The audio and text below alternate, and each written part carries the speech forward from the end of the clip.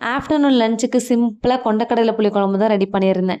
எனக்கு ரொம்ப டெம்ப்ட்டா இருந்துச்சு சாப்பிட்ணுன்னு. அதனால ரெடி பண்ணலான்னு பிளான் பண்ணிட்டேன். அதுக்காக கொண்டக்கடலைய காலையில தான் ஊற வச்சேன். நைட்டு ஊற வைக்க மறந்தாச்சு. காலையில வெந்நீர் ஊத்தி ஊற வச்சுட்டு, அதுக்கப்புறமா தான் ஒர்க்கே ஸ்டார்ட் பண்ணேன். சில பேர் நைட்டே ப்ரிப்பரேஷன்லாம் பண்ணி வச்சுட்டு காலையில சமைக்க ஸ்டார்ட் பண்றாங்க. நான் அந்த மாரி ஆள் கிடையாது. காலையில எழுந்திருச்சு எனக்கு என்ன சமைக்கணும்னு தோணுதோ, அதான் சமைக்குவேன். அந்த மாரி யாரெல்லாம் இருக்கீங்கன்னு மறக்காம கமெண்ட் பண்ணுங்க. நான் தெரிஞ்சுக்கிறேன். இந்த புளிக்குழம்புக்கு உருளைக்கிழங்கும், கத்திரிக்காயும் சேர்த்து வச்சோம்னா, டேஸ்ட் வேற லெவல்ல இருக்கும். அது கூட கொஞ்சமா தேங்காய் அரைச்சு சேர்த்துக்கணும். அப்பதான் என் ஹஸ்பண்ட் சாப்பிடுவாங்க. அதுக்கு காம்பினேஷனா முட்டை பாயில் பண்ணி வச்சிருக்கேன். செம்ம டேஸ்ட்டா இருக்கும் முட்டை கூட புளிக்குழம்பு சாப்பிட்டோம்னா. உருளைக்கிழங்கு ஃப்ரை அண்ட் கொத்தவரங்காய் பொரியல் ரெடி பண்ணியிருந்தேன். தம்பிங்க காரம் சாப்பிட மாட்டாங்கன்னு சொல்லிட்டு அவங்களுக்கு ரெடி பண்ணியிருந்தேன்.